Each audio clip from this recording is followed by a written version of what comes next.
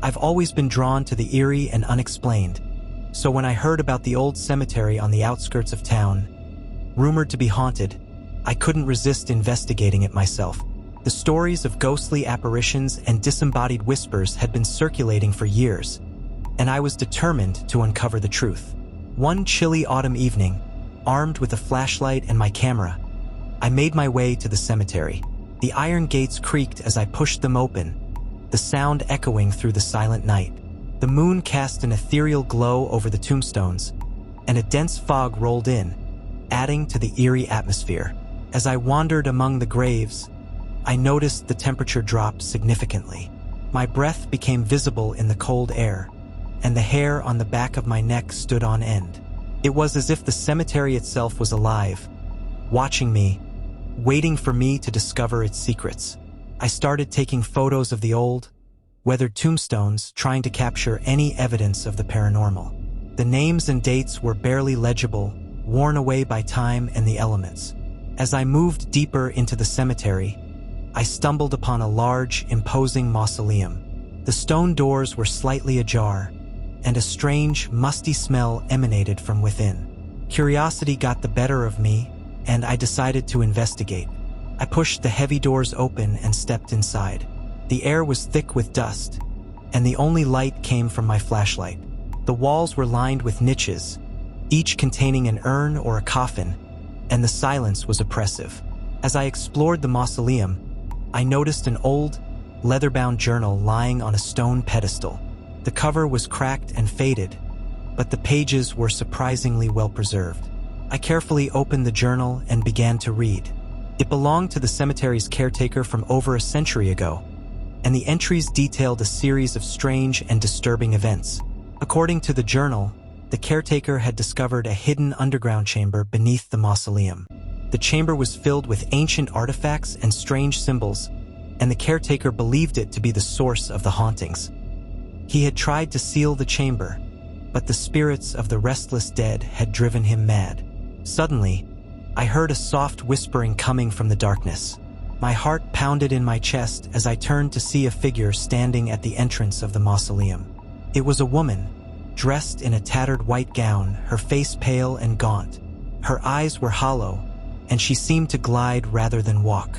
I tried to speak, but no sound came out. The woman pointed to the floor, and I noticed a trapdoor partially hidden beneath a pile of debris. Trembling, I moved the debris aside and lifted the trapdoor. A narrow staircase led down into the darkness, and the woman's figure vanished as quickly as it had appeared. Taking a deep breath, I descended the stairs, my flashlight casting eerie shadows on the damp walls. The air grew colder with each step, and the whispering voices grew louder, filling my head with their mournful cries. At the bottom of the stairs, I found the hidden chamber described in the journal.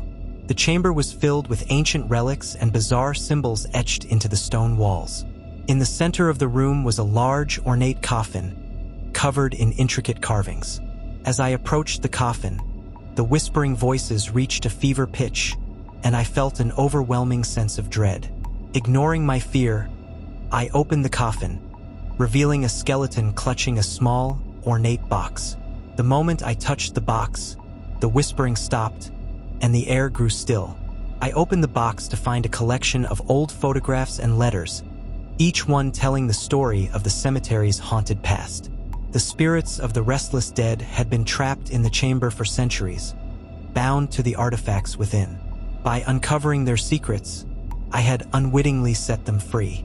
As I climbed back up the stairs, I felt a strange sense of relief, knowing that the spirits had finally found peace. I left the cemetery that night, forever changed by the experience.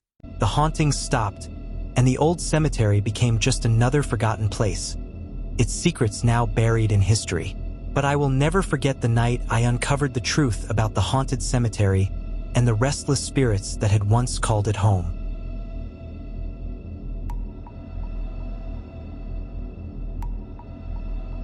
They say curiosity killed the cat, I didn't think much of that phrase when I first heard about the forgotten cemetery tucked deep within the woods on the outskirts of town. It was whispered about in hushed tones, a place avoided even by those who didn't believe in ghosts. But as someone who prided themselves on skepticism, I took it as a challenge. The cemetery wasn't marked on any map, but locals pointed me in the general direction. Armed with a flashlight, a notebook, and my phone for photos, I set out one late October evening, determined to uncover the truth behind the haunting rumors. The woods were unnervingly quiet, the crunch of my boots on fallen leaves the only sound breaking the silence. After nearly an hour of searching, the trees gave way to a clearing, and there it was, hidden behind a wrought iron fence twisted with rust and overgrown vines. The gravestones were crumbling, their inscriptions weathered into obscurity. A thick fog clung to the ground, and the air smelled of damp earth and decay. My flashlight beam danced over the names I could barely make out: Margaret Holloway, Joseph Wilkes, and Amelia Finch. What caught my attention most was the strange symbol carved into each headstone, a circle with jagged lines radiating outward. It didn't look religious, and I made a mental note to research it later. As I wandered further, I noticed something odd. The fog seemed to thicken in patches, almost as if it were alive, shifting and curling toward me. I heard it first, a faint whisper, so soft I wasn't sure if it was the wind or something else. "Leave." The voice was sharp, cutting through the stillness, but I couldn't pinpoint its source. My flashlight flickered, casting eerie shadows across the graves. The air grew colder, and I could see my breath hanging in the mist. I should have left. Every instinct told me to run, but my legs moved forward as if pulled by an invisible force. I reached the center of the cemetery, where a massive oak tree loomed, its gnarled branches resembling skeletal arms. Beneath it lay the largest gravestone I'd seen, completely devoid of any name or date. The same strange symbol was etched onto its surface, but this time, it glowed faintly in the moonlight. I crouched down to examine it, and that's when I noticed the fresh dirt at its base. Someone or something had been digging. My heart pounded as I leaned closer, brushing aside the leaves. Suddenly, a cold hand shot out from the earth, grabbing my wrist with a grip so tight I dropped my flashlight. The scream that tore from my throat felt ripped from my very soul. I struggled, kicking and pulling, but the hand wouldn't let go. "Help me," a voice rasped, low and guttural, as another hand emerged, clawing its way to the surface. I finally broke free, scrambling back, but my flashlight rolled away, casting wild beams of light that illuminated the horrifying figure rising from the grave. Its face was skeletal, but its eyes burned with an unnatural fire. The whispers grew louder, a cacophony of voices surrounding me, screaming, wailing, and chanting. Panicking, I bolted for the fence, but the fog thickened, slowing my movements as though it were trying to hold me back. My phone buzzed in my pocket, and I pulled it out to find my camera app open, but I hadn't started it.